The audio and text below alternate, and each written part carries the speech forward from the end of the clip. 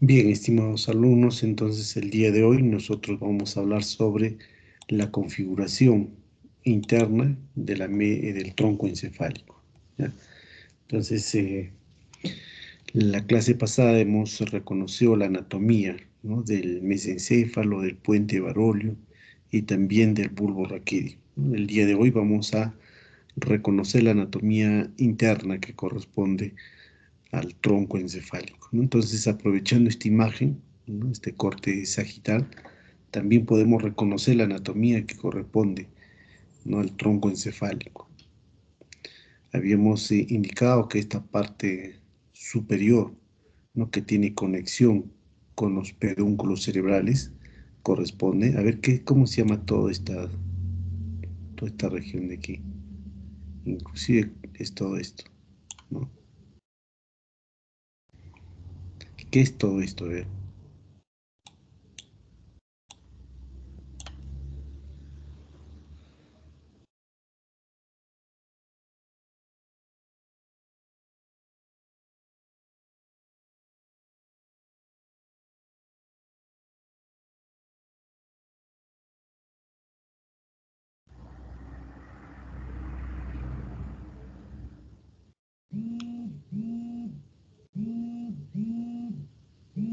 El diencéfalo, doctor. Sí, sí, sí, le escucho, está bien.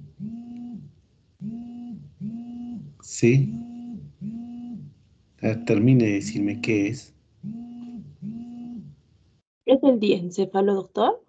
Muy bien, es el diencéfalo, ¿no? Entonces, esto es la parte más profunda del encéfalo, ¿no? Entonces, miren, el diencéfalo está conectado con esto de aquí. A ver, ¿qué es esto de aquí?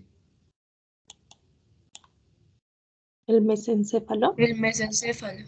Mesencéfalo, ¿no? No es el mesencéfalo.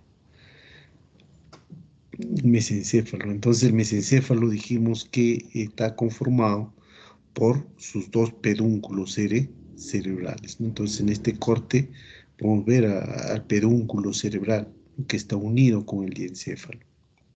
Entonces, la cara anterior del mesencéfalo, la cara posterior del mesencéfalo, ¿no? En la cara anterior del mesencéfalo, a ver, ¿qué sería esto de aquí?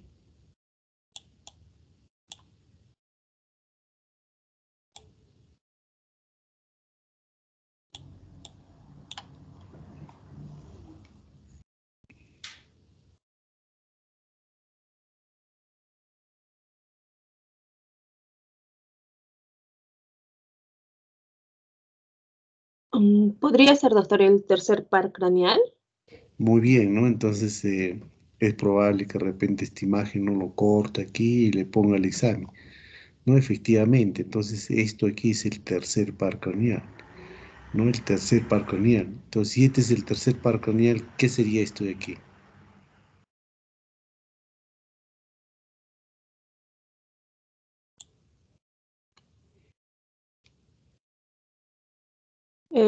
¿Un pedúnculo cerebral?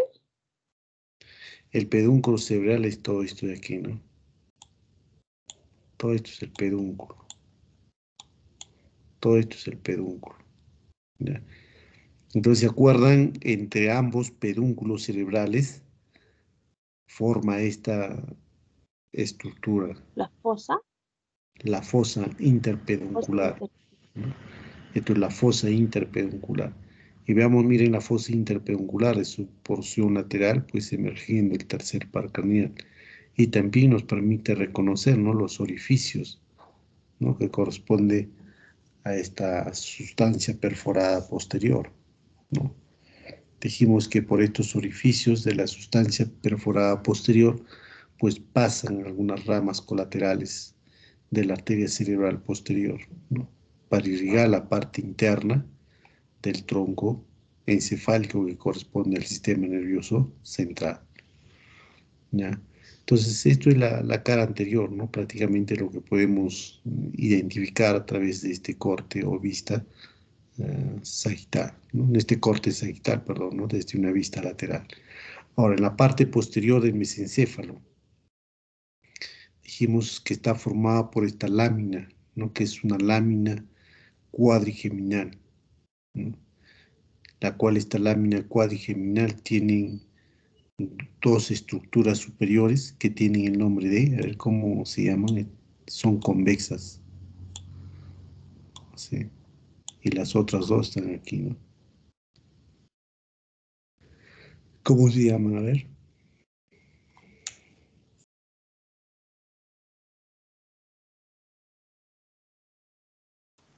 Los colículos.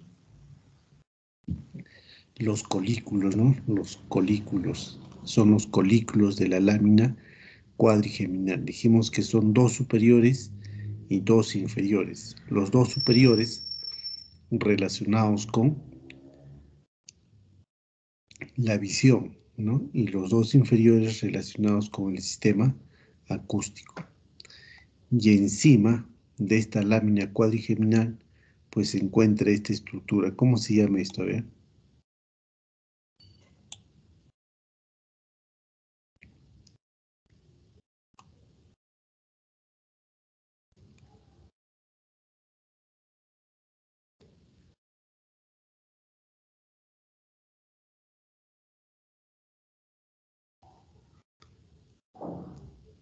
Dijimos que libera melatonina. ¿Cómo se llama esto de aquí? El cuerpo pineal. ¿No? La glándula pineal, también conocido como cuerpo pineal, ¿no? En realidad es la glándula pineal, ¿no? Que está en esta región que corresponde al epitálamo, ¿no? Entonces la glándula pineal o cuerpo pineal, pues dijimos, es parte del sistema endocrino, ¿no? Ya que libera hormonas. Y fíjense, miren, ¿se acuerdan de que habíamos hablado en los senos, ¿no? En la dura madre, dijimos que el seno recto no recibe la sangre de esta arteria que es la vena cerebral magna, no de Galeno. Miren cómo la sangre venosa de todo el diencéfalo es recogida a través de esta vena, ¿no? Para luego desembocar en el seno recto. Entonces también nos permite reconocer este corte sagital, ¿no? Que la vena cerebral magna o la vena de Galeno pues recoge la sangre venosa desde el diencéfalo para luego drenarlo en el seno recto. También habíamos hablado del puente Barolio, ¿no? Del puente Barolio, su cara anterior, su cara posterior, ¿no? Dijimos que la cara posterior corresponde, ¿no? Al cuarto ventrículo. Entonces, todo esto de aquí es el cuarto ventrículo. 2 tercios superiores corresponde al puente Barolio y 1 tercio inferior corresponde a la parte posterior del bulbo raquídeo, ¿no? También conocida como la médula oblongada, ¿no? Entonces, miren, el cuarto ventrículo se comunica con el tercer ventrículo a través de este conducto. ¿Cómo se llama este conducto? A ver.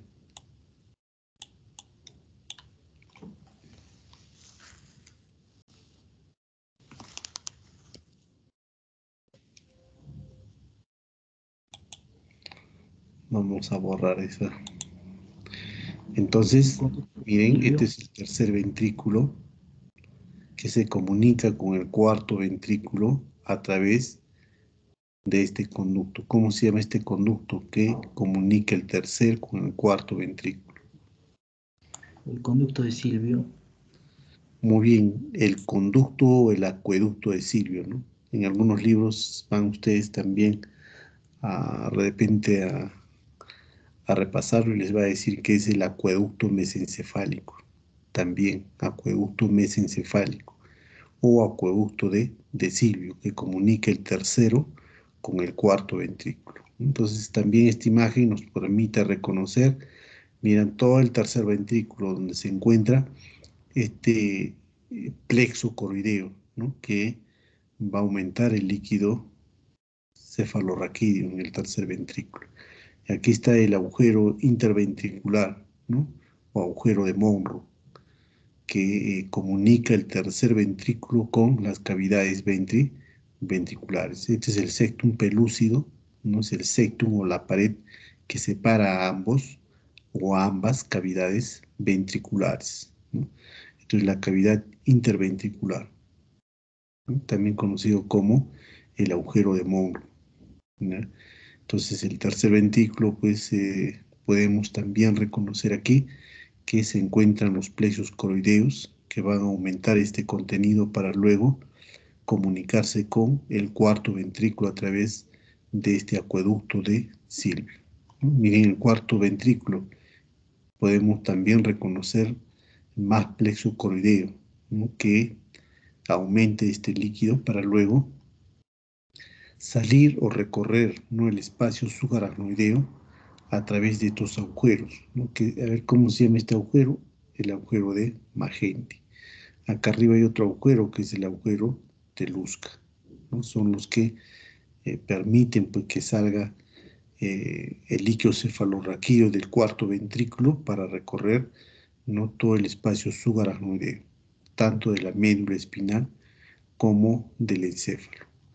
Y veamos aquí en la parte inferior, ¿no?, de este cuarto ventrículo, se continúa con este conducto de aquí. A ver, ¿qué conducto sería este de aquí?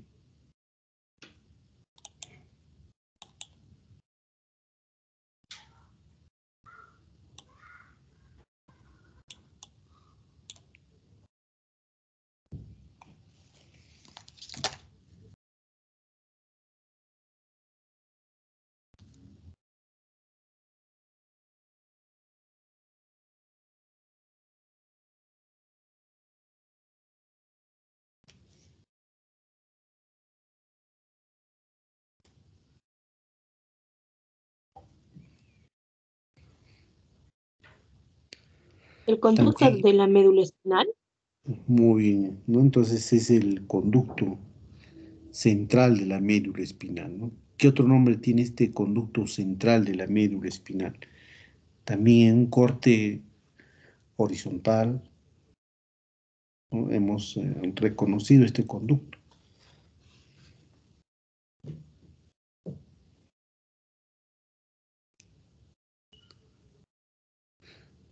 ¿no? El conducto central de la médula espinal, o también conocido como el conducto ependimario, ¿no? Entonces, todos estos reparos anatómicos a través de este corte sagital, pues nos permite reconocerlo, ¿no?, que corresponden al tronco encefálico, que está unido en la parte superior a través de los pedúnculos cerebrales con el diencéfalo, ¿no?, y caudalmente con la médula espinal, ¿no? Entonces, su cara posterior del tronco encefálico, pues se va a insertar, ¿no?, el cerebelo a través del velo medular superior, que es este aquí, ¿no?, el velo medular inferior. Y los otros o las otras estructuras que dan inserción a la parte posterior del tronco encefálico son los pedúnculos cerebelosos, ¿no?, tanto superior, medio como inferior, ¿no? Dijimos que los pedúnculos cerebelosos superiores, ¿no?, provienen desde estas fibras perpendiculares que corresponden a los pedúnculos cerebrales, ¿no? Dijimos también que los pedúnculos cerebelosos medios corresponden a las fibras transversales del puente de Barolo, ¿no? Y los pedúnculos cerebelosos inferiores pues corresponden, no, a las fibras del bulbo raquídeo. De esa forma se insertan, ¿no?, toda la cara anterior del cerebelo en la cara posterior del tronco encefálico. Entonces aquí veamos este corte transversal, ¿no?, de la médula espinal. A ver, ¿qué observamos en este corte?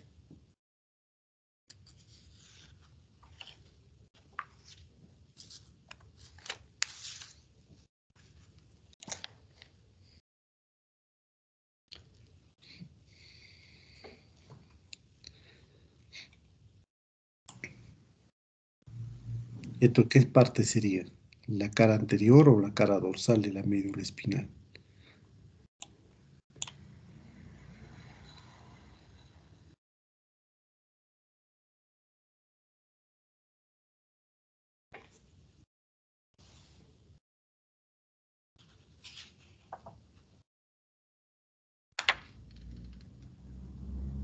La cara anterior. Entonces la cara anterior de la médula espinal, ¿no? Ya dijimos cómo reconocemos si es cara anterior o cara dorsal, ¿no? Una de las referencias en las cuales podemos ayudarnos para reconocer estas caras es esto de aquí, ¿no? La fisura medular anterior, ¿no? Que es mucho más profundo que la posterior. La posterior es pues ligeramente, ¿no? No es tan profundo como la parte anterior. Esta es una referencia la cual podemos nosotros, ¿no? Valernos para poder identificar tanto la cara anterior como la cara dorsal. Aquí también podemos identificar, ¿no? Su raíz anterior, su raíz posterior, que corresponden a las raíces que luego van a formar los nervios espinales o nervios raquídeos, ¿no? También a través de este corte lo vamos a poder identificar la sustancia gris y la sustancia blanca, ¿no? Entonces, la sustancia gris a través de las astas, ¿no? Las astas anteriores, astas posteriores y también, ¿no? A través de esta asta intermedia, pues que une, ¿no? Y en la parte media vamos a poder reconocer al conducto ependimario, ¿no? A la apertura del conducto ependimario. Entonces aquí vemos la apertura o la luz de este conducto ependimario. El asta anterior, el asta posterior. Entonces, en la médula espinal, pues podemos describir, ¿no? Esta distribución que corresponde, ¿no? Todo el contorno, la sustancia blanca, la parte intermedia, ¿no? Las astas que corresponden a las astas anteriores, astas posteriores, y en la parte media, el conducto ependimario. Entonces, de esa forma se puede identificar al tronco encefálico a través de este corte, la parte o la anatomía interna que corresponde a este tronco encefálico. Toda la médula espinal, ¿no? Dentro del conducto ocupado por la médula espinal, ¿no? La sustancia blanca en el contorno, la sustancia gris, ¿no? Que en este caso es propio de la médula espinal. Entonces la sustancia blanca pues está formada por fascículos, ¿no? Que pertenecen, muchos de ellos, a grandes vías, como son las vías aferentes, ¿no? También conocidas como vías sensitivas. A ver, ¿cuáles son las vías aferentes o vías sensitivas? Estos de aquí o estos.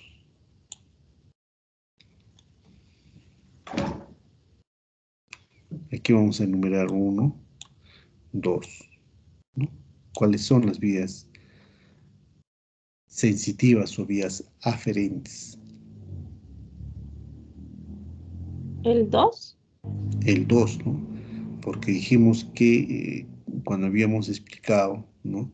Las vías ascendentes, ¿no? Las vías ascendentes, ¿no? Que se producen desde la superficie del sistema nervioso central, ¿no? Hasta la asta posterior de la médula espinal, ¿no? Y luego al tálamo y del tálamo a la corteza cerebral, ¿no? Es la vía ascendente. Entonces toda la parte o el asta posterior de la médula espinal corresponde a estas vías, ¿no? A la vía aferente, también conocida como vía sensitiva. Y el otro, pues, que pertenecen a las grandes vías que también hemos explicado en la clase pasada, que corresponde a las vías eferentes o vías motoras, ¿no? Las vías eferentes corresponde al asta anterior, ¿no? Las vías eferentes o vías motoras. Por eso que los filamentos que salen o nacen desde, ¿no? desde esta sustancia gris anterior son motores, ¿no? Sin embargo, los filamentos que nacen desde la sustancia gris de la parte posterior son sensitivas, ¿no? Es la diferencia. Y otros pues que pertenecen a vías de asociación, ¿no? Es decir, vías que asocian sectores del tronco encefálico entre sí y aún más que proyectan a veces hasta la médula espinal. Entonces, todo ello corresponde, ¿no? a esta anatomía interna que corresponde a la médula espinal. Y la sustancia gris, ¿no? Como ustedes pueden ver, que se encuentra dentro de la médula espinal, ¿no? Dentro, en este caso, del tronco encefálico, ¿no? Que corresponden a los núcleos propios del tronco encefálico, ¿no? Entonces, para ello vamos a poder reconocer los diferentes cortes, entonces, que se encuentran, ¿no? dentro del tronco encefálico. Hace un momento hemos reconocido, ¿no? la médula espinal a través de este corte horizontal, ¿no? con sus fibras o sus cuerpos neurales, ¿no? que se encuentran en la parte intermedia de la médula. Y también ahora a través de los diferentes cortes que tiene el tronco encefálico, vamos a reconocer, ¿no? los diferentes núcleos, ¿no? que se encuentran dentro de este tronco encefálico, ¿no? los núcleos conformados por sustancia gris. Entonces el tronco encefálico nos presentan también, ¿no? en diferentes partes de este tronco encefálico, pues cortes. Vamos a primero reconocer un corte a nivel de a la altura, ¿no? del tronco encefálico, a la altura del bulbo raquídeo, ¿no? a la altura de esta decusación, ¿no? que corresponde al, al tronco encefálico, ¿no? Entonces el bulbo raquídeo se va a hacer un corte a través, ¿no? o a nivel de la altura de la decusación de las pirámides. Estas son las dos pirámides y este tejido, pues la decusación de las dos pirámides, ¿no? Entonces, en este corte vamos a poder identificar, ¿no?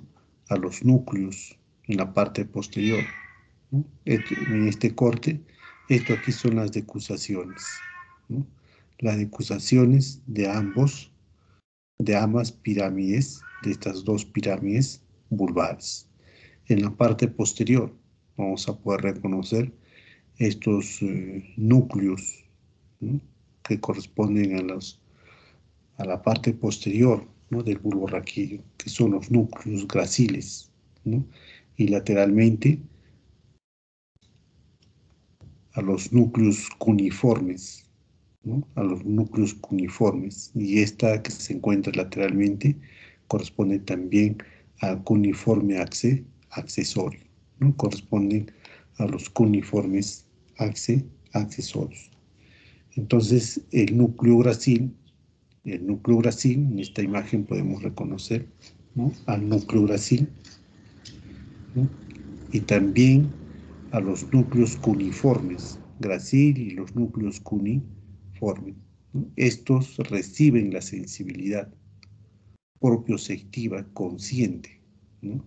Reciben también la sensibilidad vibratoria del tacto. Sin embargo, el núcleo cuneiforme y accesorio recibe la sensibilidad propioceptiva del miembro superior. Entonces, de esa forma, pues en este corte, ¿no?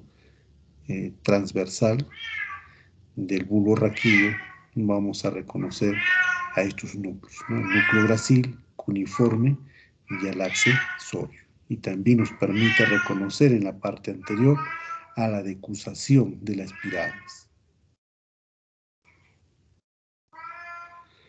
Entonces, este corte pues, que separa el bulbo, ¿no? de la médula espinal se observa como el elemento fundamental, ¿no? Que ya dijimos corresponde a la decusación de las pirámides, donde podemos ver aquí los cruces de las fibras, ¿no? Que se ven bastante nítidas, ¿ya? Por detrás, en este caso, del surco ventromedial anterior, ¿no?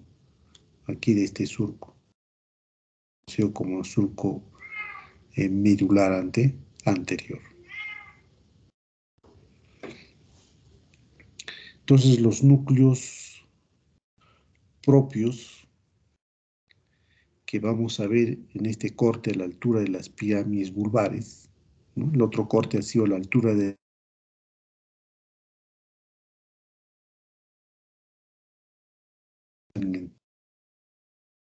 Ahora vamos a ver un corte a la altura, ¿no? De las pirámides vulvares y también de las olivas vulvares, ¿no? A través de la altura de las olivas vulvares. En este caso se le conoce como el complejo olivar inferior.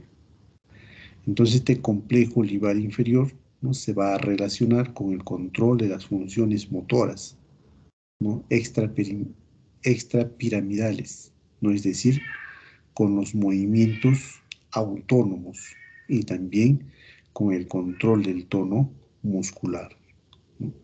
Entonces, este corte a la altura de las pirámides y de las olivas, pues nos permiten reconocer, ¿no?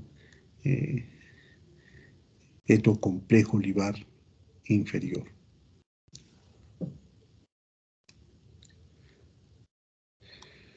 Otro corte a nivel del puente Barolio, ¿no? Este corte a nivel del puente Barolio pues nos permite reconocer los núcleos del puente Barolio, ¿no? El núcleo también trapezoidal que corresponde. Todos estos son los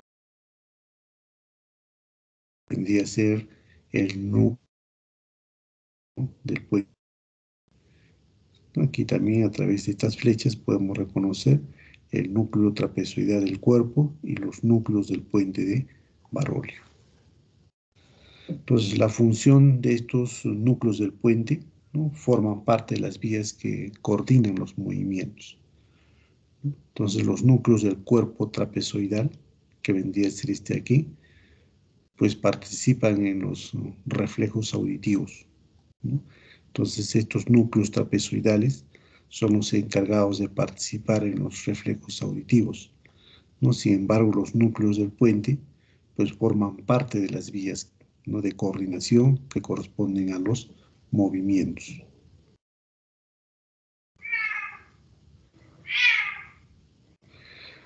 Ahora un corte a nivel de núcleos cerebrales a la altura de la fosa interpeduncular, ¿no?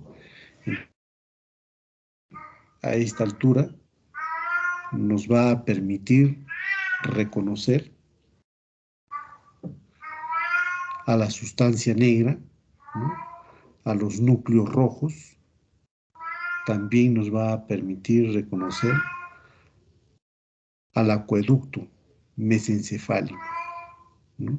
Al acueducto mesencefálico y también a los núcleos del folículo superior, ¿no?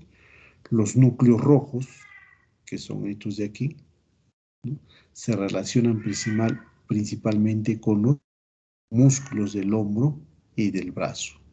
Entonces, los núcleos rojos se relacionan principalmente con los músculos del hombro y del brazo. La sustancia negra se relaciona fundamentalmente con el tono muscular, ¿no? Por lo tanto, tiene relación con el funcionamiento de las vías extrapiramidales. Y en la parte posterior, que son los núcleos del folículo superior, pues se relaciona con los reflejos visuales y el control del movimiento ocular, ¿no? Ya que en esta parte posterior pues se encuentran los cuerpos geniculados, ¿no? Y están en relación pues con estos folículos superiores, ¿no? A través de los colículos superiores, ¿no? Que están relacionados con el movimiento ocular o con la visión, ¿ya? Y tenemos otro corte, ¿no? A la altura, a esta altura aquí, ¿no? A la altura de los cuerpos mamilares, ¿no? Que también en esta altura vamos a poder reconocer, ¿no? Al osito mesencefálico. Entonces, si ustedes observan bien, miren, tiene la apariencia de una cara de un oso, este corte en el mesencéfalo. No tiene la apariencia de una cara de un oso, ¿ya? Entonces, estas orejitas, ¿no? Bueno, a mí me han enseñado de esa forma, ¿no? El osito mesencefálico. Tiene dos orejitas que están sucias que corresponden a la sustancia negra, ¿no? Que corresponde a la sustancia negra. Cuando esta sustancia negra pues desaparece, se va a producir, ¿no? La enfermedad de Parkinson. Entonces, estas sustancias negras que se encuentran en los pedúnculos cerebrales, cuando desaparece, pues se produce la enfermedad de Parkinson. Y aquí vemos los ojitos de este oso mesencefálico, ¿no? Que vendría a ser, ¿qué vendría a ser? A ver, los núcleos rojos, ¿no? Los núcleos rojos. Como ustedes ven, son estructuras, ¿no? Situadas en el mesencéfalo. En este caso, estos núcleos rojos pues están en relación con la coordinación motriz, como hemos mencionado anteriormente, ¿no?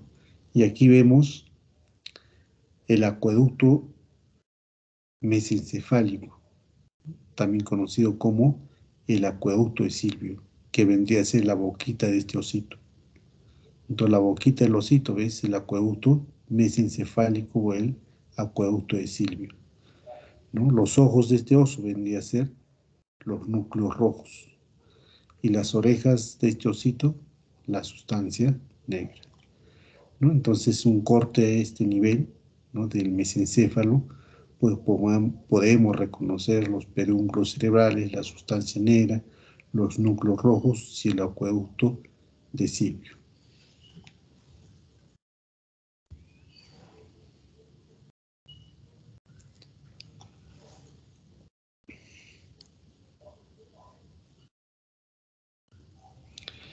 Entonces la sustancia gris, también conocida como la sustancia gris extrínseca, ¿no? Corresponde a los núcleos de los nervios craneales que están organizadas en 6 columnas, ¿no? Vamos a ver las columnas que corresponden a los nervios eferentes, ¿no?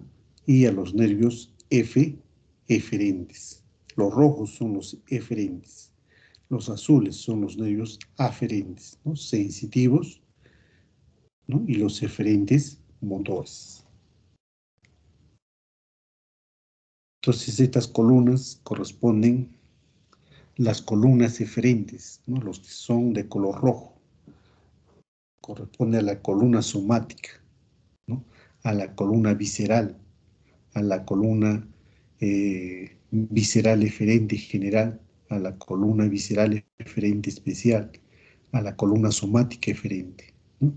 Mientras que las columnas sensitivas o aferentes, que está representado aquí de color azul, ¿no? Corresponde a la columna visceral aferente especial, a la columna somática aferente especial y a la columna somática aferente general.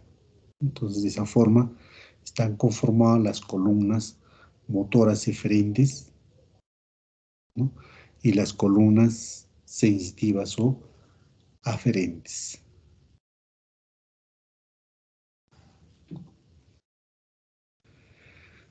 Aquí podemos ver a través de esta imagen, ¿no? Las columnas somáticas eferentes. Entonces, las columnas somáticas eferentes corresponden a estos núcleos, ¿no? En este caso, al núcleo del nervio oculomotor, ¿no? Que es el tercer par craneal, ¿no? Tenemos el otro núcleo, ¿no? Que corresponde al nervio troclear, ¿no? A la altura del colículo inferior, ¿no? Cerca del frenillo del velo medular superior. Tenemos otro núcleo que es el nervio motor ocular externo, también conocido como el cuarto par craneal. No, perdón, el sexto par craneal. ¿No? A esta altura de aquí, de esta estructura anatómica que corresponde al piso, ¿no?, de la médula al piso del cuarto ventrículo. Y en el piso del cuarto ventrículo vamos a poder reconocer a esta estructura anatómica de forma convexa, ¿no?, en la parte posterior, que se le conoce como el colículo facial, ¿no? Es el colículo facial, la parte más convexa, ¿no?, que se encuentra en el piso del cuarto ventrículo. Entonces corresponde al sexto par craneal, esta columna, ¿no?, del sexto par craneal. Y luego podemos reconocer, ¿no?, al nervio hipogloso, al 12º par craneal, ¿no? Ya esto se encuentra entre la parte inferior del puente varolio y también del bulbo raquídeo, ¿no? Y al 11º par craneal o al nervio accesorio, pues en esta parte posterior que corresponde al tubérculo, ¿no?, en este caso al fascículo gracil, ¿no?, donde en la parte interna del bulbo raquídeo pues se va a reconocer este núcleo, ¿no?, que corresponde al 11º par craneal.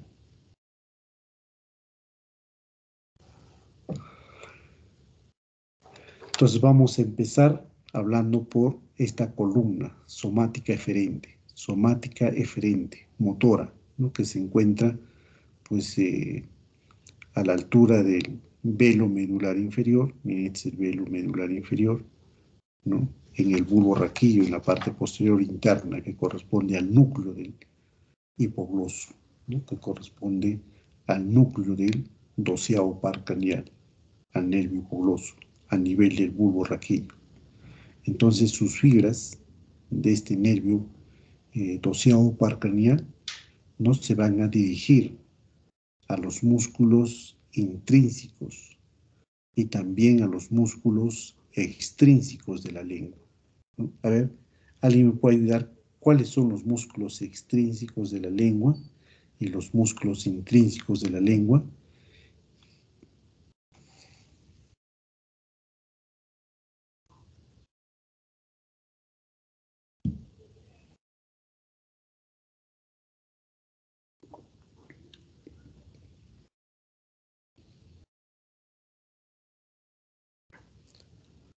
Entonces aquí a través de estas columnas estamos reconociendo, ¿no?, los núcleos eferentes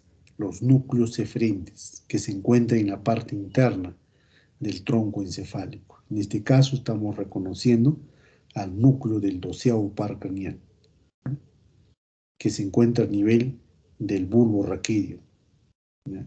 Dijimos que estos núcleos, porque son dos pares craneales en este caso, los núcleos del 12º par craneal van a dar inervación eferente, ¿no? Eferente es igual o sinónimo de decir motor, ¿no?, para los músculos extrínsecos e intrínsecos de la lengua. Los músculos extrínsecos de la lengua es el hiogloso, ¿no?, el palatogloso, el estilogloso. Son 4 músculos extrínsecos. A ver, enumeremos. El hiogloso, 1. ¿Ya? El palatogloso, 2. El estilogloso, 3. Nos falta 1. A ver, ¿cuál sería el cuarto?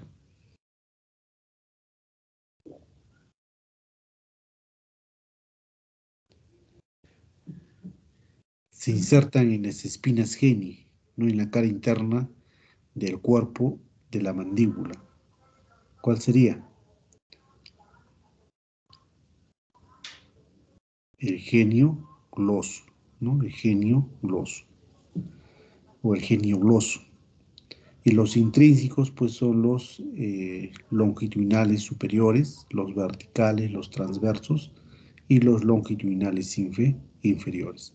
Entonces estos núcleos del hipogloso, pues se van a dirigir a dar movimiento a los músculos extrínsecos e intrínsecos de la lengua. Tenemos aquí otro núcleo, ¿no? Que ya dijimos que se encuentra por debajo de este colículo facial, ¿no? Por debajo del colículo facial. Corresponde al núcleo del nervio troclear, ¿no? Del nervio troclear. Entonces, a nivel del mesencéfalo y el colículo inferior, pues sus fibras inervan al músculo oblicuo superior del ojo. Entonces, el sexto par craneal, el nervio obtuce, ¿no? Su núcleo se encuentra por debajo, ¿no? De este colículo facial, ¿no? Y también por debajo de la eminencia medial. Todo esto es la eminencia medial y esto más convexo corresponde al colículo facial. Entonces, por debajo de este colículo facial, ¿no? Se encuentra en la cara interna, vuelvo a repetir, del tronco encefálico, los núcleos que corresponden al nervio troclear, ¿no? Al nervio troclear, ya que o también nervio abducen, ¿no? Sexto par craneal, tiene el nombre de el nervio abducen, el sexto par, no, perdón, es el, a ver, creo me estoy confundiendo, no, el sexto par craneal, ¿a dónde se dirige inervar? Al músculo oblicuo superior del ojo, ¿no? Al músculo oblicuo superior del ojo, ¿ya? Entonces tienen fibras también eferentes, ¿no? Está dentro de la columna somática F eferente, ¿no? El núcleo del sexto par craneal. Vuelvo a repetir que se encuentra por debajo del colículo facial.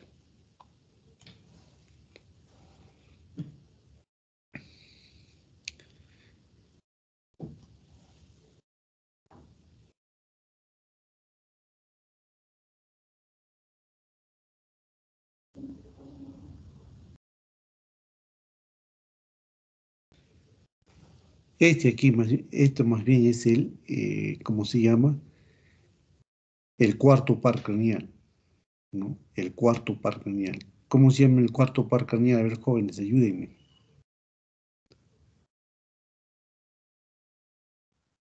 El troclear. El troclear, muy bien. Y este núcleo eferente, ¿no? Como ustedes pueden observar, se encuentra en la parte interna, ¿no? En la parte interna del mesencéfalo, ¿no? Por dentro de este colículo. Ahí está el núcleo del cuarto par craneal, ¿no? Del cuarto par craneal, que es el nervio troclear. Este nervio troclear, pues es el que se dirige, ¿no?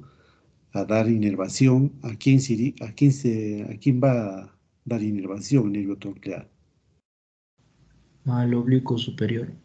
Al oblicuo superior del ojo, ¿no? Al oblicuo superior del ojo.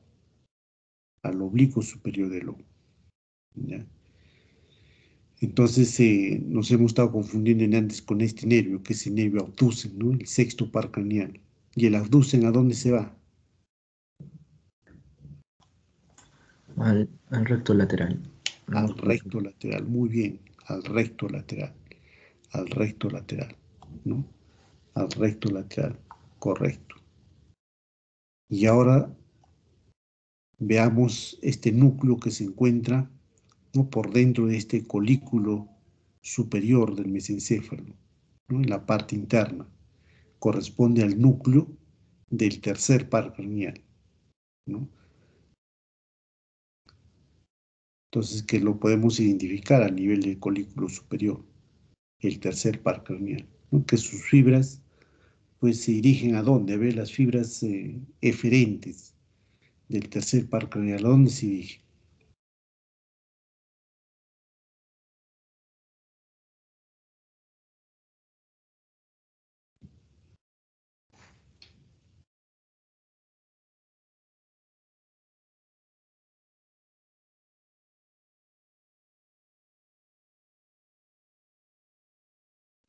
Al músculo esfínter de la pupila. Muy bien, entonces el nervio o los núcleos que corresponden al tercer par craneal, pues estos se dirigen, ¿no?, a dar movimiento. Estamos hablando de la columna somática eferente, ¿no? Entonces se van a ir a dar movimiento a los músculos extrínsecos del ojo, ¿no? Uno de ellos es el músculo elevador del párpado superior, ¿no?, que está inervado porque el tercer par craneal, cuando ingresa por la fisura orbitaria superior, se divide en dos ramos, ¿no?, un ramo superior y el ramo inferior. El ramo superior va a dar inervación o va a dar movimiento al músculo elevador del párpado superior. También va a dar movimiento al músculo recto superior del ojo, ¿no? Y luego el ramo inferior son los que van a dar movimiento al recto inferior, va a dar movimiento al oblicuo inferior y al recto medial del ojo. A ellos va a dar inervación motora, ¿no?, el tercer par craneal.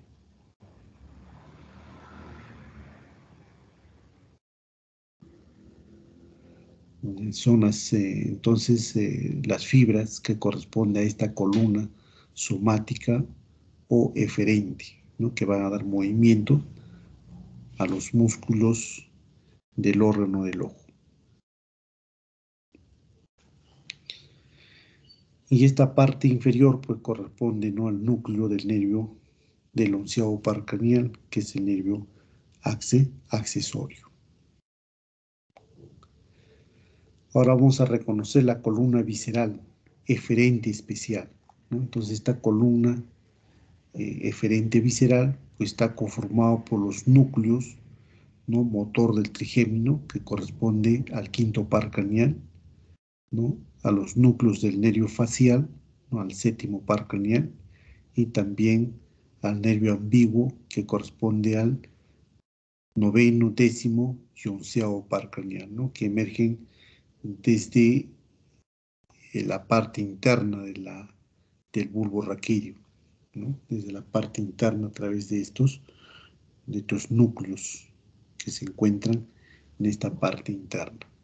Entonces vamos a reconocer aquí, ¿no?, el núcleo ambiguo a nivel del bulbo, ¿no?, en la parte superior del bulbo raquídeo, ¿no? Entonces este núcleo pues se divide en tres porciones, ¿no?, que dan fibras al nervio glosofaringio, ¿no? El glosofaringio es el noveno par craneal. ¿Se acuerdan a dónde va, a dónde da inervación el glosofaringio?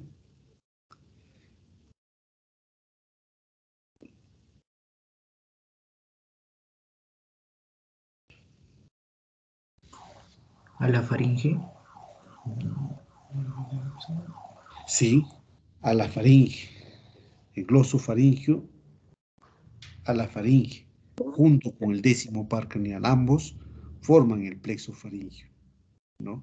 La teoría nos dice que también participa formando el plexo faringio el onceavo par craneal, pero con sus fibras craneales, ¿no?, porque el onceavo par craneal tiene fibras medulares y fibras craneales. Las craneales son las que van a formar el plexo faringio, ¿no?, porque tienen comunicación con el décimo par craneal, ¿ya?, y el noveno par craneal. Ambos pues forman el plexo faringio, ¿no?, van a formar el plexo faringio. Pero también decimos de que esta columna es especial porque tienen fibras viscerales, ¿no?, eferentes, sensitivas. Entonces el glosofaringio también va a dar fibras sensoriales, ¿no? A ver, ¿a dónde se dirigen las fibras sensoriales? Si hablamos sensoriales son de sentidos, ¿no? ¿A dónde se va a ver?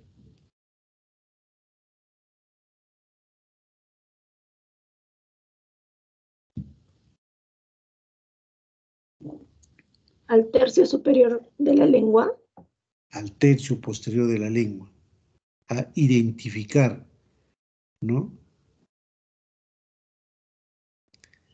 los sabores a través de las papilas circunvaladas, ¿no? También conocidas como las papilas caliciformes, ¿ya? Entonces, las papilas circunvaladas o caliciformes se encuentran por delante de la vía lingual, ¿no? Donde el noveno par craneal pues va a proporcionar inervación para esas papilas. No viscerales pues también controlan la secreción, ¿no? De las tonsilas linguales, ¿no? Liberando moco, ¿no? Para producir lubricación, ¿no? A la orofaringe, ¿ya? A la boca, a la parte posterior de la boca. Y también tiene una función parasimpática, ¿no? Para controlar la secreción salival de la glándula de la parótida. Entonces, por eso son especiales estos núcleos, ¿no? Del noveno par craneal, ¿ya?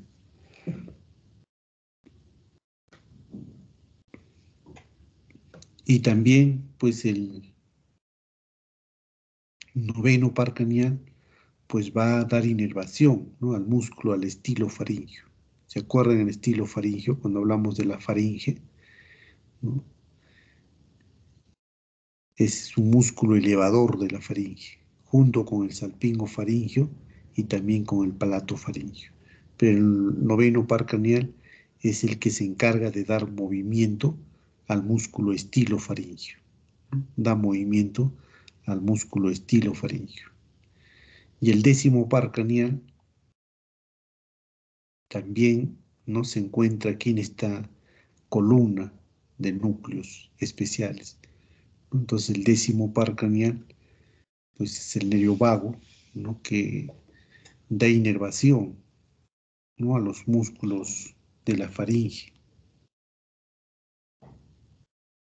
¿no? También va a dar inervación a la laringe, ¿no? Da inervación a la laringe, ¿ya? Da inervación sensitiva, da inervación eh, motora a la faringe y a la laringe. El onceavo par craneal, ¿no? Da inervación a los músculos, el nervio accesorio, ¿no? Va a dar inervación también, dijimos, a través de sus fibras eh, craneales a los músculos de la faringe, ¿no? Y también a los músculos de la faringe, junto con el décimo par craneal. Y sus fibras espinales son los que van a dar inervación motora al músculo del trapecio y también al músculo, al esternocleidomastoideo.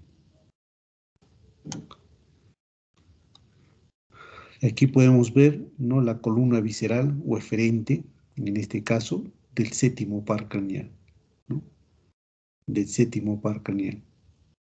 Entonces, un núcleo que se encuentra también, ¿no? En esta columna especial de los núcleos eferentes, que está por debajo del colículo facial, ¿no? En este caso, el séptimo par craneal también, pues es el que tiene fibras sensitivas, fibras motoras, ¿no? Fibras parasimpáticas, ¿no? Para controlar la secreción salival, ¿no? Controla la secreción salival a la glándula submaxilar y a la glándula sublingual, ¿no? A través de ganglio submandibular. Entonces, esta columna visceral eferente especial del séptimo par craneal, pues está ubicado, ¿no? En el tegmento pontino, ¿no? En el tegmento pontino, a nivel del puente varón, ¿no? Que inerva los músculos de la expresión facial, ¿no? Sus fibras motoras van a dar movimiento a todos los músculos de la cara, ¿no? Van a dar movimiento a todos los músculos de la cara. Y también sus fibras sensitivas van a llegar al conducto auditivo externo, ¿no? Al conducto auditivo externo.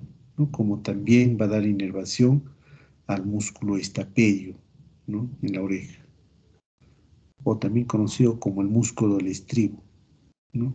El séptimo par craneal. Y sus fibras sensoriales del séptimo par craneal, ¿a dónde llegan? A ver, sus fibras sensoriales.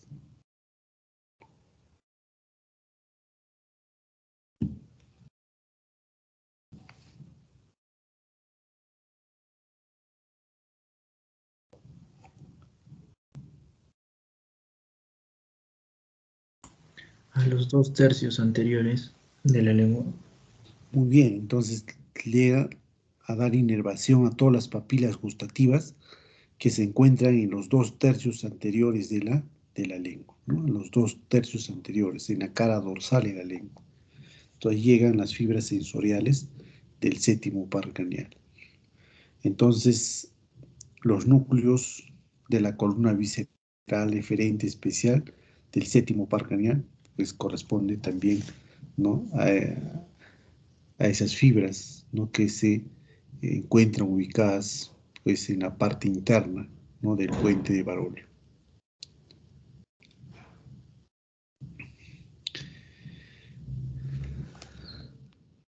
Y por último, esta columna visceral eferente especial corresponde al quinto par craneal, ¿no? Al núcleo motor del quinto par craneal. A ver, ¿a dónde se dirigen esta columna, ¿no? Del quinto par craneal?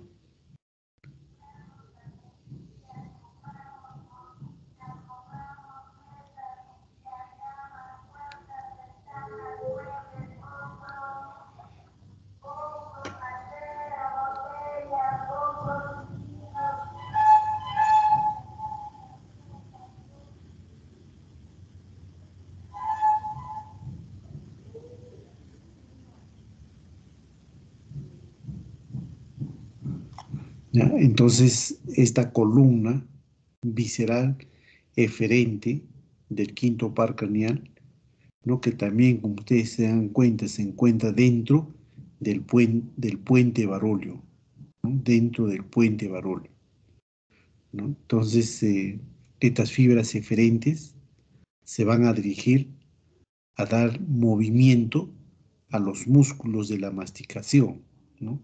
Va a dar movimiento a la mandíbula. A ver si se acuerdan cuáles son los músculos de la masticación.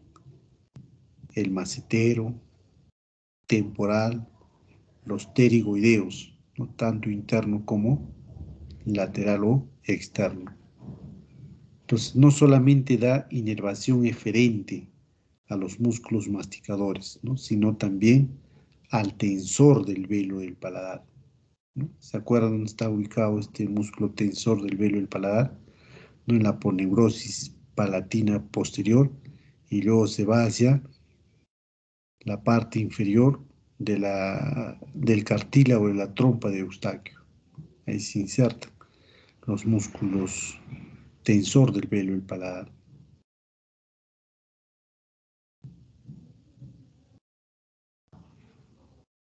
Tensor del velo del paladar, no, me corrijo. El tensor del velo del paladar se inserta en la aponeurosis palatina, ¿ya? Y luego se dirige hacia la fosa escafoidea. La fosa escafoidea. Ahí se dirige el músculo tensor del velo del paladar. Y la fosa escafoidea se encuentra en la raíz de la povis pterigoides, ¿ya? Me estaba confundiendo con el músculo elevador del velo del paladar, ¿no? El elevador sí se inserta en la aponeurosis palatina y luego se dirige hacia la parte inferior del cartílago, la trompa de Eustaquio. Entonces vuelvo a repetir, el músculo tensor del velo del paladar, ¿no? Se dirige en la aponeurosis palatina, ¿no? En el borde posterior de la porción horizontal del hueso palatino, para luego sus fibras dirigirse a la fosa escafoidea, ¿no? La fosa escafoidea se encuentra en la raíz de la povis pterigoides. Aquí más va a dar movimiento este núcleo motor al tensor del tímpano, al músculo tensor del tímpano, también al músculo miloyoideo, ¿no? Y al vientre anterior del músculo digástrico, ¿no? Entonces, el miloyoideo, que va a ser el piso de la boca, no va a formar el piso de la cavidad bucal, ¿no? Y también al vientre anterior del músculo digástrico, que está inervado por las fibras motoras del quinto par craneal, ¿no? Del nervio del B3, de una rama del quinto par craneal, ¿no? Que es el nervio mandibular, ¿ya? Entonces, no sé, en la clase pasada ustedes se recuerden que hemos reconocido la emergencia aparente, ¿no? Del quinto par craneal en la parte lateral media del puente Baróleo, ¿no? Con sus dos raíces. La más gruesa corresponde a las fibras sensitivas y la más delgada corresponde a las fibras motoras, la que estamos mencionando el día de hoy, no a esta columna visceral eferente especial, ¿no? Que son núcleos motores de estos pares craneales que acabamos de mencionarlos.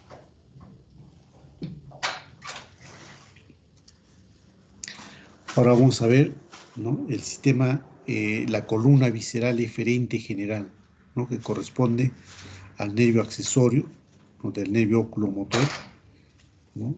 Al núcleo salival superior, ¿no? Del séptimo par craneal, al núcleo salival inferior, que corresponde al noveno par craneal, y al nervio dorsal del nervio vago, ¿no? Que corresponde al décimo par craneal, ¿no? Entonces son la columna visceral eferente, son las columnas, ¿no? De los núcleos viscerales sensitivos. Y vamos a empezar con este núcleo dorsal del nervio vago, ¿no? Con el núcleo dorsal del nervio vago, ¿no? Que se encuentra a nivel vulvar, ¿no? A nivel vulvar superior. Entonces, este núcleo pues va a emitir fibras parasimpáticas que inervan el corazón, que van a dar inervación también a los pulmones y al tubo digestivo, ¿no? Entonces, el décimo par craneal, desde aquí, ¿no? Va a emitir sus fibras eferentes, sus fibras parasimpáticas, que van a llegar a dar inervación al órgano del corazón, ¿no? A los pulmones y al tubo digestivo. La columna visceral, ¿no? Que corresponde al núcleo salival inferior, ¿no? Que corresponde al núcleo salival inferior, que se ubica en la porción dorsal del bulbo, ¿no? Que se ubica en la porción dorsal del bulbo, que emite fibras parasimpáticas que conduce los impulsos secretores de la glándula de la parótida. En ese momento habíamos indicado también que el noveno par craneal, el nervio glosofaringeo, ¿no? Que a través de sus fibras parasimpáticas llegan a la glándula de la parótida, es una glándula mayor,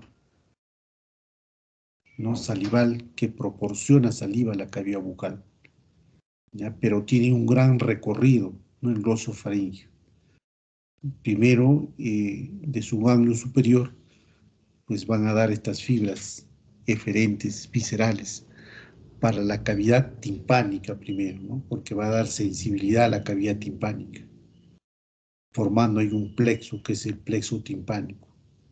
Y de ese plexo timpánico nos sale una rama que se comunica con el nervio petroso menor, ¿no? Con el nervio petroso menor.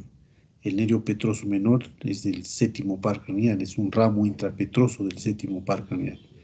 Entonces, las fibras viscerales eferentes, ¿no? Parasimpáticas del noveno par craneal se aprovecha del séptimo par craneal para llegar al ganglio óptico. El ganglio óptico se encuentra en la parte posterior del nervio mandibular. Y desde este ganglio óptico, ¿no?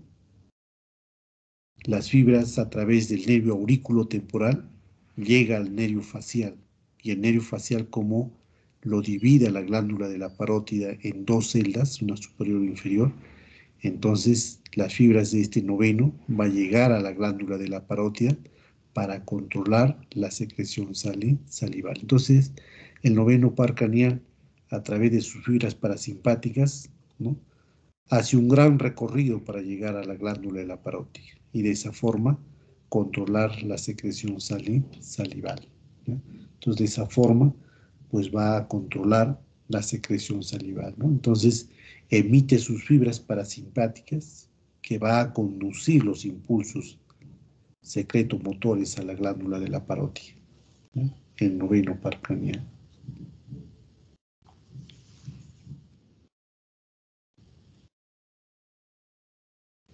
El núcleo accesorio, que corresponde al óculo motor, ¿no?, fibras parasimpáticas, también tiene el tercer par craneal, ¿no?, que se encuentra a nivel del mesencéfalo, en la parte interna del mesencéfalo. Entonces, este núcleo accesorio del tercer par craneal, pues a nivel del mesencéfalo, va a provocar la miosis pupilar, ¿no?, que se conoce como la contracción de la pupila.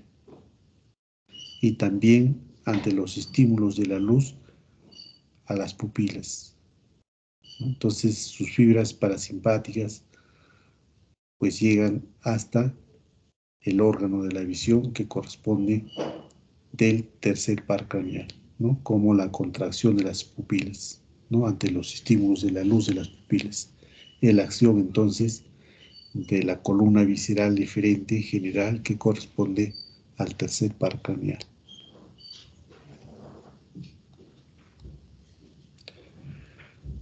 La parte sensitiva, ¿no?, de la columna visceral aferente especial, ¿no?, que corresponde a los núcleos del tracto solitario, del séptimo, noveno, décimo y del onceavo par craneal. ¿Qué es lo que ocurre en este núcleo del tracto solitario? Como ustedes pueden ver, este núcleo pues se ubica entre la región vulvar y también el puente varolio.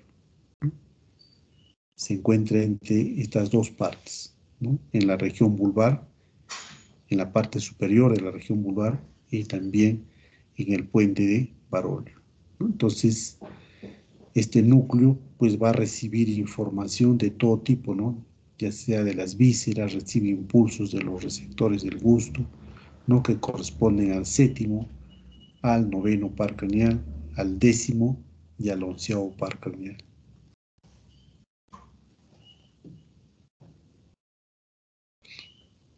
Y la columna somática aferente especial, ¿no?, que es el nervio vestibular, ¿no?, que corresponde al octavo par craneal, y también a los nervios cocleares, que corresponden al octavo par craneal, ¿no? Estos son núcleos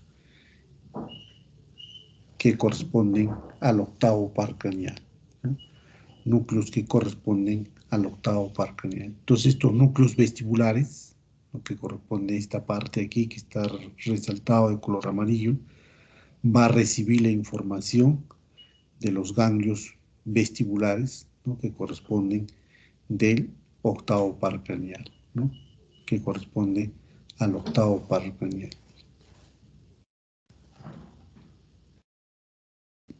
Y también de la cóclea del ojo, pues corresponde, ¿no?, a este octavo par craneal.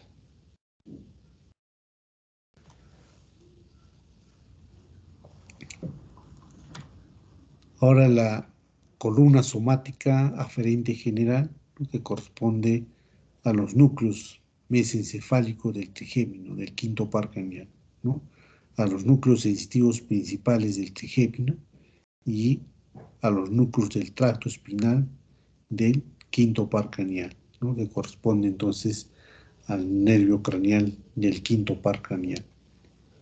Entonces vamos a ver en esta primera instancia esta parte que corresponde al núcleo, ¿no?, del tracto espinal del trigémino, ¿no?, que corresponde al núcleo del tracto espinal del trigémino, que está a la altura del bulbo raquídeo, ¿no?, que está a la altura vulvar. Entonces, este núcleo recibe la sensibilidad, ¿no? Como es el dolor, ¿no? La temperatura y el tacto. A la vez esta pues se divide, ¿no? En tres porciones. Una que corresponde a la boca, ¿no? Que recibe la sensibilidad táctil de la mucosa de la cavidad bucal. También va a recibir, ¿no? Sensibilidad o dolor causado por las piezas dentarias, ¿no? Recibe también sensaciones de dolor, de temperatura de la cara, ¿no? Y de la parte cervical. Entonces, la sensibilidad de la cara, ¿no? Que llegan a estos núcleos del tracto espinal del quinto par craneal, del nervio trigémino. Entonces, estos núcleos que se encuentran en esta parte inferior, pues va a recibir, ¿no? La sensibilidad de las piezas dentarias, de la cavidad bucal, de la mucosa, ¿no? Que tapiza el maxilar superior y la mandíbula, ¿no? También va a recibir pues la sensibilidad, ¿no? de la temperatura de la cara, ¿no? Y de la parte cervical, ¿no? La parte inferior de la cara.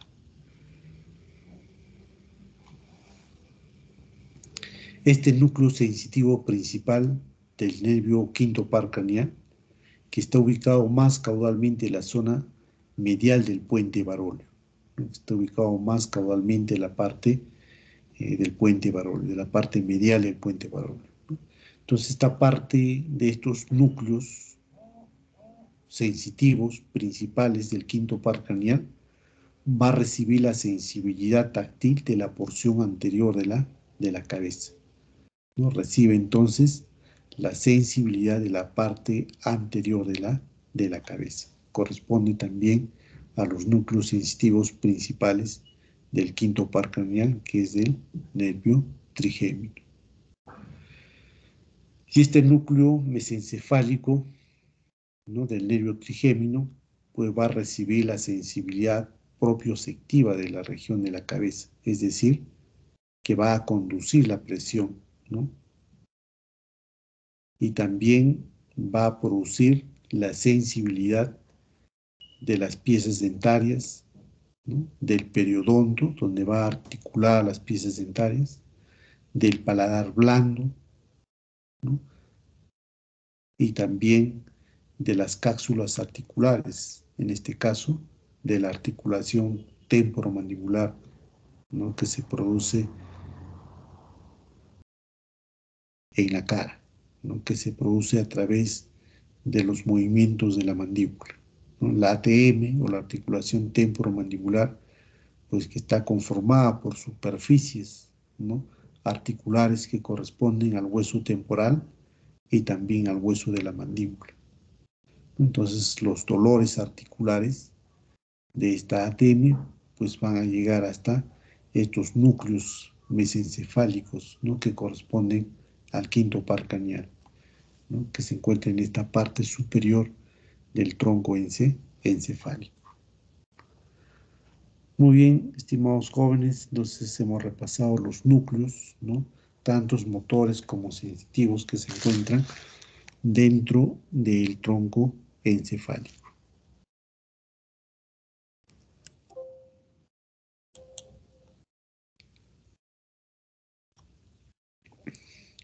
Bien, entonces ahora vamos a la segunda parte que corresponde en un receso y luego vamos a continuar con la evaluación que corresponde a la anatomía externa del tronco encefálico, ¿no? Si antes hubiera alguna pregunta o de lo contrario estamos regresando de 15 minutos.